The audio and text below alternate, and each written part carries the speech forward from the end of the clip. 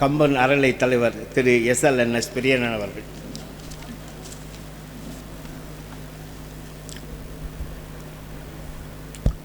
பேரன்பிற்கும் பெருமதிப்புக்கும் போற்றுதலுக்கும் உரிய நாகாலாந்து மாநிலத்தின் ஆளுநர் இல கணேசன் அவர்களே, மரியாதைக்குரிய கோவிலூர் ஆதீனகர்த்தா அவர்களே, மாண்புமிகு நீதியரசர் அவர்களே, புகழ்பெற்ற பேச்சாளர் திருமதி பாரதி பாஸ்கர் அவர்களே, எங்களது அழைப்பை ஏற்று திரளாக வந்துள்ள தமிழ் அறிஞர் பெருமக்களே, நண்பர்களே, தாய்மார்களே, அத்தனை பேரையும் முதற்கண் வணங்கி மகிழ்கின்றேன்.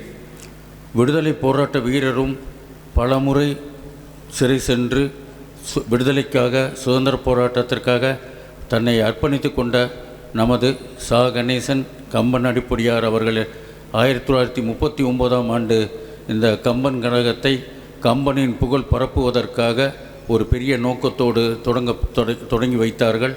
அது முதல் 87 ஆண்டுகளாக, இது 87வது ஆண்டு, 87 ஆண்டுகளாக ஒரு தொய்வில்லாமல் இந்த கம்பன் அறநிலை தொடர்ந்து இந்த கம்பன் விழாவை சிறப்பாக செய்து வருகிறது. இந்த மேடையிலே ஏறாத தமிழ் அறிஞர்களே இல்லை என்று சொல்லும் அளவிற்கு நமது அடிப்படை ஐயா அவர்கள் பல தமிழ் அறிஞர்களை உருவாக்கியதோடு மட்டுமல்லாமல் பல இளைஞர்களையும் தமிழ் ஆர்வம் மிக்கவர்களாக மாற்றியவர்கள். அவர்கள் இந்த விழாவினை தொடர்ந்து நடத்தி வந்து கொண்டிருக்கிறோம். நாங்களும் இந்த ஆண்டு நம் கம்பன் விழா சேரும் சிறப்புடன் நடைபெறுவதற்கு மிகவும் முக்கியம் நமது நாகாலாந்து ஆளுநர் திரு இல கணேசன் அவர்களின் வருகை. அது மிகவும் பெருமைக்குரியது. ஒரு ஆளுநர் நமது விழாவிலே பங்கேற்று நமக்கு எல்லாம் மற்றற்ற மகிழ்ச்சியினை தந்துள்ளார்கள். அவர்களை உங்கள் அத்தனை பேரின் சார்பாகவும் அறநிலையத்தின் சார்பாகவும் எனது சார்பாகவும் வருகைக்கு வரவேற்பு கூறி வணங்குகிறேன். அடுத்து நமது நீதி அரசர் அவர்கள் இன்று ஒரு மதியம் முக்கியமான வேலைகள் இருந்தாலும் நம் கம்பன் அறநிலையத்தார் நேரில் சென்று அழைப்பு விடுத்த போது கண்டிப்பாக வருகிறேன் என்று சொன்னார்கள். இன்று நம்மிடையே வந்துள்ளார்கள். அவர்கள் ஒரு நல்ல பல தீர்ப்புகளை தந்து புகழ்பெற்ற ஒரு நீதியரசர். அவர்கள் நம்மிடையே இன்று வந்திருப்பது மற்றொரு பெருமைக்குரிய விஷயம். அவர்களையும் இருகரம் கூப்பி வரவேற்கிறேன். அடுத்து நமது கோவிலூர் ஆதீனகர்த்தா சுவாமிகள் அவர்கள் நம் கம்பன் அறநிலையின் ஒரு உறுப்பினர், நம் கம்பன் மெட்ரிக் பள்ளியின் தாளாளர், ஒரு தூணாக இருந்து செயலாற்றுபவர்கள்.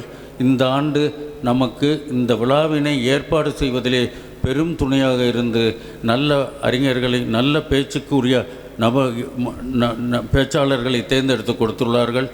அவர்களுக்கும் உங்கள் அத்தனை பேரின் சார்பில் வரவேற்பினை தெரிவித்துக் கொள்கிறேன். அடுத்து நமது புகழ்பெற்ற பேச்சாளர் திருமதி பாரதி பாஸ்கர், தமிழ்நாடு மட்டுமல்ல உலகமே அறிந்த ஒரு பேச்சாளர், தமிழிலே முன்னிலை பேச்சாளர். அவர்கள் இன்று நம்மிடையே வந்துள்ளார்கள். இன்று காலையிலே நமது கம்பன் அடிப்பொடியை பற்றியும் கம்பன் நமது விழாவை பற்றியும் நமது கம்பன் கழகம் தாய்க்களம் கழகம் என்பதையும் குறிப்பிட்டு ஒரு சிறிய கிளிப்பிங், அதாவது சிறிய ஒளிவடிவு அமைப்பு ஒன்று ஏற்படுத்தி கொடுத்தார்கள்.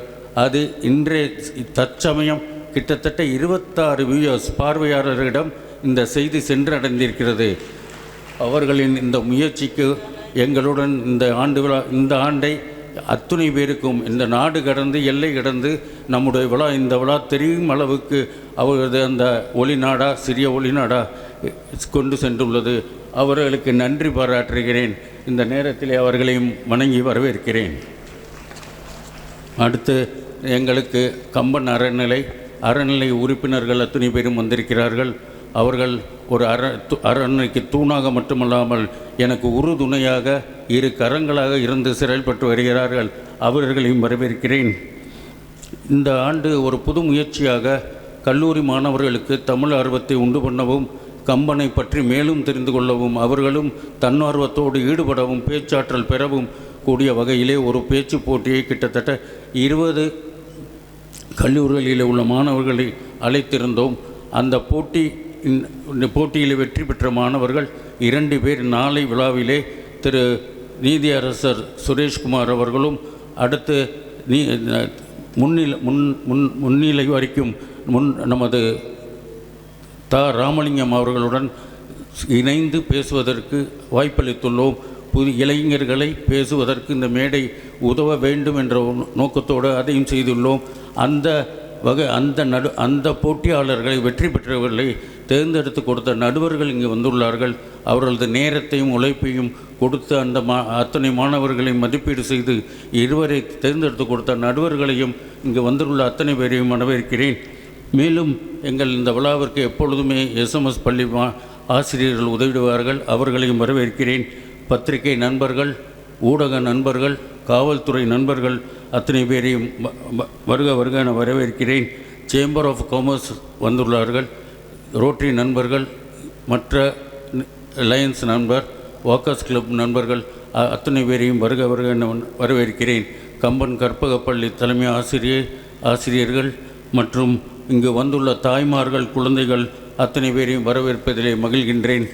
இன்று முக்கியமாக நமது அண்ணாமலை பல்கலைக்கழக மேலாள் துணை ஆளுநர் திரு கதிரேசன் வந்திருக்கிறார்கள். அவர்களுக்கு வரவேற்பு தெரிவிக்கிறேன். மாவட்ட உரிமையியல் நீதிமன்றம் மற்றும் மாஜிஸ்ட்ரேட் காரைக்குடி திரு கார்மேக கண்ணன் அவர்கள், விரைவு நீதிமன்றம் நீதிபதி திருமதி ஜெயபிரதா அவர்கள் இன்று வந்துள்ளார்கள். அவர் சிறப்பு சேர்த்துள்ளார்கள். அவர்களையும் வரவேற்பதில் மகிழ்ச்சி அடைகிறேன். அடுத்து ஆசியுரை வழங்க சீர்வளர்சீர் ஞான தேசிய சுவாமிகள் அவர்கள் வருகிறார்கள். அவர்களை பற்றிய சில எண்ணங்களை பகிர்ந்து கொள்ள ஆசைப்படுகிறேன். சுவாமிகள் அவர்கள் மடாதிபதியாக பதவியேற்ற பின் இந்த கம்பன் அறநிலையின் பணிகளில் எப்படி இருப்பார்களோ என்று நினைத்தேன். அவர்கள் மிகவும் ஈடுபாட்டோடு ஒவ்வொரு நிகழ்ச்சியையும் எப்படி செய்ய வேண்டும், எப்படி பண்ண வேண்டும் என்ற அளவில் மிகுந்த அக்கறை கொண்டு அதை நடத்தி வருகிறார்கள். இந்த ஆண்டு நிகழ்ச்சிகள் முழுவதையுமே அவர்கள் இலங்கை ஜெயராஜ் அவர்களோடு இணைந்து இந்த நிகழ்ச்சிகளை எல்லோரையும் அழைத்து அவர்கள் அழைப்பிக்கிறங்க அத்தனை பேரும் வந்திருக்கிறார்கள் என்பதுதான் எங்களுக்கு பெரிய மகிழ்ச்சி. அதேபோல் சுவாமிகள் அவர்கள் காசியிலே கிட்டத்தட்ட ஒரு நாளைக்கு 2500 பேருக்கு விஸ்வநாதர் கோயிலிலே சாப்பாடு போடுவதற்கான ஏற்பாடை பொறுப்பை சுவாமிகள் அவரிடத்திலே வழங்கியிருக்கிறார்கள். சுவாமிகள் அவர்கள் 2500 பேருக்கு இப்பொழுது உணவு வழங்கி கொண்டிருக்கிறார்கள் என்பதை விட அது 5000 பேருக்கு உணவு வழங்கக்கூடிய அளவிற்கு அதை திட்டம் வகுத்திருக்கிறார்கள். அவர்களிடத்திலே அங்கு காசி விஸ்வநாதர் கோயிலில் உள்ளவர்களெல்லாம் அவ்வளவு ஒரு அன்போடும் பிரியத்தோடும் அவருடைய பணியை ஏற்று மிக சிறப்பிக்கிறார்கள் என்று சொல்ல வேண்டும். ஞான தேசிய சுவாமிகள் அவர்கள் தொடர்ந்து இந்த கம்பன் அறநிலையில் அன்பு செலுத்தி எல்லா யோசனைகளையும் வழங்கி நீண்ட நெடுநாள் அதை சிறப்பாக செய்ய வேண்டும் என்று கேட்டுக்கொண்டு அவர்களை ஆசீர்வாதம் வருமாறு கேட்டுக்கொள்கிறேன்.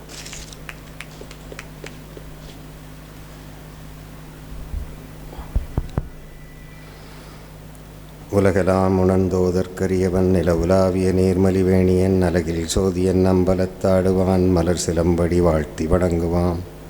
கோவிலூர் ஆண்டவர் திருவடிகள் போற்றி, நாச்சியப்ப சுவாமிகள் திருவடிகள் போற்றி. இந்த நிகழ்ச்சியிலே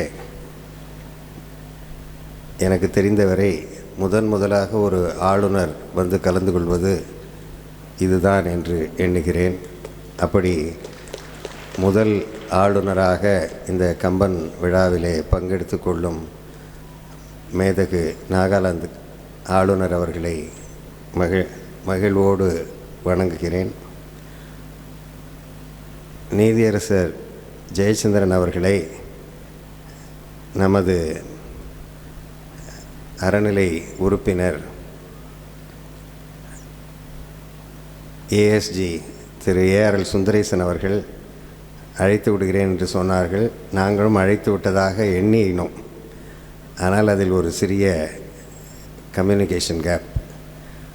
ஒரு வாரத்திற்கு முன்னால் தான் அவர்களை போய் நேரில் அழைக்க வேண்டுமே என்று கேட்டபோது அவர்களிடம் யாருமே சொல்லவில்லையே, அப்படி ஒரு நிகழ்ச்சி இருப்பது எனக்கு தெரியாது என்றார்கள். அப்புறம் திரு ஏஆர் சுந்தரேசன் அவர்கள் வேண்டுகோளின்படி ஒரு வாரத்திற்குள் இந்த நிகழ்ச்சிக்கு வருவதற்கு ஒப்புக்கொண்டார்கள். அது அவர்களுடைய பெருந்தன்மை. அவர்களுடைய தீர்ப்புகளை பற்றியெல்லாம் பேசுவதனால் அது மட்டுமே தனியாக பேச வேண்டிய ஒரு நிலை. ஆகவே அதை நான் தவிர்த்து விடுகிறேன். திருமதி பாரதி பாஸ்கரை பற்றி நான் சொல்ல தேவையில்லை. நான் அவர்கள் பேசுகின்ற மேடையிலே நான் பேசுவது எனக்கு பெருமையான விஷயம். நானும் அவர்களும் இலங்கையிலே கம்பன் விழாவிலே கலந்து கொள்ளும்போது நெடுநேரம் பேசி கொண்டிருந்தோம். அந்த விழாவிலே நான் சொன்னேன், நாங்களெல்லாம் அழைத்தால் நீங்கள் வரமாட்டீர்களே என்று. அப்போது அன்றைக்கு அவர்கள், நீங்கள் அழையுங்கள், கண்டிப்பாக வருகிறோம் என்று சொன்னார்கள். இந்த முறை நான் எந்த ரிஸ்க்கும் எடுக்க விரும்பவில்லை. கம்பவாரதி திரு இலங்கை ஜெயராஜ் அவர்களை வைத்தே எல்லாரையும் அழைத்து விடுவது என்று முடிவு செய்தோம். அவர்களும் நமக்காக, நம் சார்பாக, அவர்கள் இதை ரொம்ப தாய் வீடாக நினைப்பவர்கள், கம்பனை குடும்பமாக நினைப்பவர்கள். ஆகவே அவர்களே எல்லாரிடமும் பேசி இதை ஒப்புதல் வாங்கினார்கள். ஆகவே திருமதி பாரதி பாஸ்கர் அவர்களுக்கு நான் மிகவும் நன்றி கடன்பட்டவன் என்ற ஒரு செய்தியை சொல்லி, இவர்களெல்லாம் பேசுகின்ற கூட்டத்திலே நானும் பேசுவதா என்ற ஒரு எண்ணம். இருப்பினும் ஒரு 2-3 விஷயங்களை மட்டும், இந்த காலத்திற்கு பொருத்தமான 3 விஷயங்கள் நான் சொல்ல நினைக்கிறேன். சிறிது அரசியல் கலப்பாக இருக்கலாம், அதை தயவு செய்து யாரும் அரசியலாக பொருட்படுத்தாமல் இன்றைக்குள்ள நியாயமாக எடுத்துக்கொண்டால் நல்லது என்ற எண்ணத்தோடு அதை நான் பகிர விரும்புகிறேன். கம்பராமாயணத்திலே எனக்கு மிகவும் பிடித்தமான ஒரு பாத்திரம் என்றால் வாலி. இலங்கை ஜெயராஜ் அவர்கள் சொல்லுவார்கள், வாலி இல்லாமலே கம்பராமாயணம் நடத்தியிருக்க முடியும், வாலி வதை இல்லாமலே நடத்தியிருக்க முடியும், ஆனால் அதை செய்ததற்கு ஒரு காரணம் இருக்கிறது என்பார்கள். நான் அவ்வளவு ஆழமாகவெல்லாம் போகவில்லை. வாலிக்கும் ராமருக்கும் நடந்த விவாதம், அது ரொம்ப ஒரு சுவையான விவாதம். அதற்குள்ளும் நான் போகவில்லை.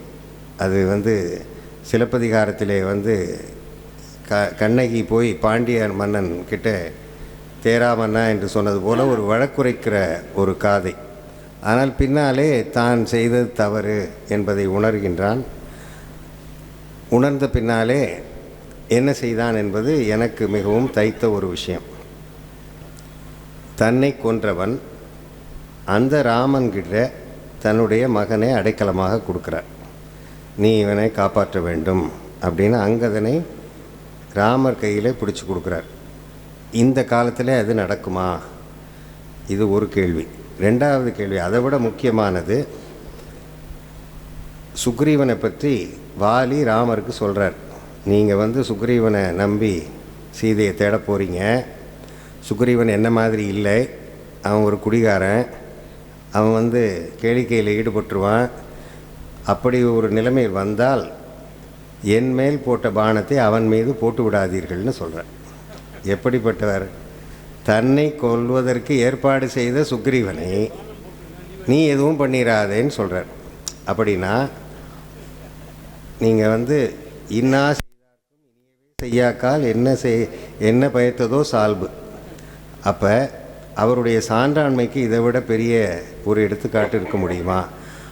அது ஒரு குரங்காக படைக்கப்பட்ட பாத்திரத்தை பற்றி சொல்லும்போது அப்போ மனிதர்களை கம்பர் எப்படியெல்லாம் உயர்த்தி இருப்பார் அப்படின்னு ஒரு எண்ணம். அப்போ எதிரிக்கும் நன்மை செய்ய வேண்டும். இப்போ அது தற்காலத்துக்கு என்ன தேவை அப்படின்னா, எல்லாருக்கும் ட்ரம்ப் டியூட்டி போட்டார், எல்லாரும் எதிர்த்து சண்டை போடுறாங்க, ஆனால் இந்தியா சண்டை போடலை. அப்படின்னா நாம் எதிரிக்கும் நன்மை செய்பவர்களாக இருக்கிறோம் அப்படின்னு நான் எடுத்துக்கிறேன். அதுக்கு மேலே ரொம்ப விவாதம் வேண்டாம். இன்னும் இதே மாதிரி தாரைங்கிற கேரக்டரு வால்மீகியில் கொஞ்சம் சுமாரான படைப்பு, கம்பராமாயணத்தில் ரொம்ப சிறப்பான படைப்பு. வாலி சொன்னது போல் சுக்ரீவன் இவருக்காக படை திரட்டலை, அவன் வேலை முடிஞ்சது, அவன் மனைவி கிடச்சிட்டா, ராமர் சொல்லி அனுப்புகிறார். அவன் மனைவி கிடச்சிட்டான்ங்கிறதுக்காக அவன் சும்மா இருக்கான், என் மனைவி யார் தேட போகிறா, அதனால் என்ன நடக்குதுன்னு போய் கேட்டுவான்னு இலக்குவனை அனுப்புகிறார். கோபமாக தான் அனுப்புகிறாரு. இலக்குவன் அதை விட கோபமாக போகிறான். சுக்ரீவன் தன் நிலையில் இல்லை. அது எப்படி இலக்குவனுக்கு சொல்கிறது? அப்போ அனுமன் எப்பவும் போல் சூப்பர் இன்டெலிஜென்ட். அவர் என்ன சொல்கிறாரு, தாரையை கொண்டாந்து நிறுத்தினா தான் இது சரியாக வரும்னு தாரையை கொண்டாந்து முன்னால் நிறுத்துகிறார். தாரையை பார்க்குற இலக்குவனுக்கு என்ன தோணுது? தன் தாயை பார்க்குற மாதிரி தோன்ற மாட்டேங்குது. ஏன்னா அவள் விதவை கோலத்தில் வரா, தன் அம்மா நினைவு வருது, உடனே கோபம் தணியுது. தாரை கேட்குறா, ராமனை விட்டு நீ பிரிந்து இருக்க மாட்டியே, எப்படி ராமனை விட்டு இங்கே வந்தேன்னு கேட்குறா.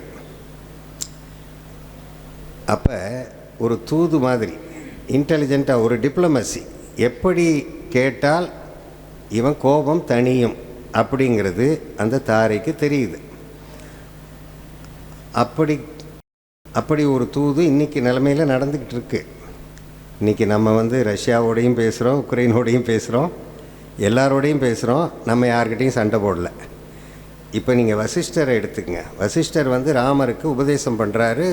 பட்டாபிஷேகம்னு சொன்ன இரவு, நீ யாரையும் பகையாக நினைக்காதே, சண்டை போடாதேன்னு சொல்லலை, பகையாக நினைக்காதே. அதனால் அந்த பகைங்கிறது எப்போவுமே புகழுக்காக நடக்கிற போர். போர் நடத்தலைனாலும் புகழ் வரும், போர் நடப்பதனால் அழிவு வரும். அதனால் போர் வேண்டாம், சமாதானமாக இருக்கிறதுக்கே முயற்சி செய் அப்படின்னு உபதேசம் பண்ணுறாரு. அவருக்கு அப்போ ராஜாவை ஆகலை, ஆனால் அவருக்கு அது உபயோகப்படுது, இன்றைக்கி நமக்கும் உபயோகப்படுது. அதனால் நம் நாடு இன்னும் சிறப்பாக இருக்கும், ஏனென்றால் நாம் ராமாயணத்தை பின்பற்றுகிறோம் என்று சொல்லி இந்த உரையை முடித்து கொண்டு விடைபெறுகிறேன்.